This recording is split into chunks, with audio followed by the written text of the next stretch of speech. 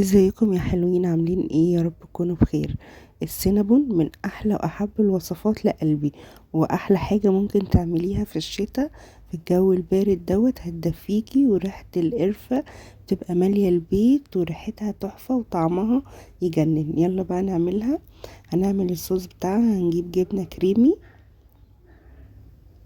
وهنحط عليها نص كوباية سكر او كوباية الا ربع، شوية لبن كده عشان ندوبهم مع بعض، وكيس فانيليا عشان يديها طعم حلو.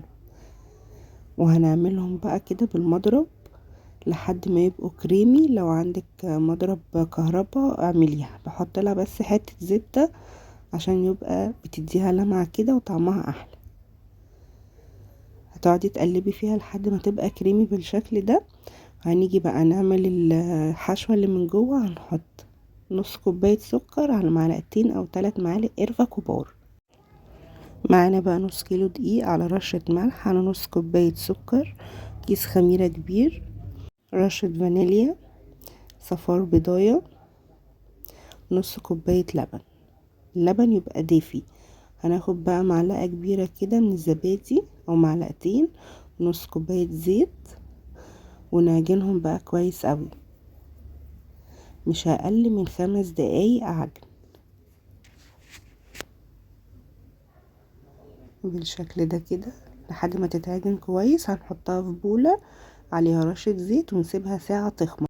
بعد ما خمرت معايا بقى افردها كويس قوي، وبعد كده هدهن عليها شوية زبدة، ونحط بقى الخليط اللي هنحشي بيها سكر وقرفة، ونلف بقى كويس. لفي كويس قوي عشان ما تبقاش مهوية منك.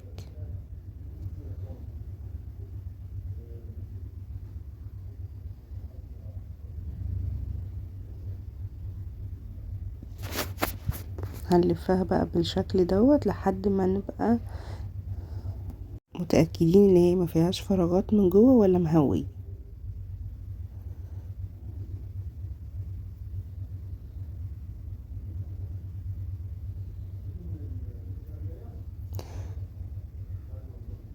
بعد ما لفيتها بقى هنقطعها.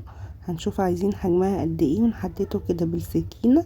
بعد كده نجيب خيط عشان يبقى التقطيع محكم اكتر وما تتبهدلش مننا بالخيط كده، ونعملها بالشكل زي ما انتوا شايفين كده اهو. هتطلع معاكوا رول مظبوط وشكله حلو. هنحطها بقى في البايركس او في الصينية ونسيبها كمان ساعة تخمر، كده ندخلها الفرن. هتطلع بقى بالشكل ده. عايزة وشها يبقى محمص، ادهني عليها شوية زبدة من فوق ولا عليها الشواية شوية، بس انا بحبها تبقى طرية. حطينا بقى الصوص على الوش كده وعملت كراميل، وبألف هنا وشفا، طعمها يجنن. جربوها هتعجبكم قوي.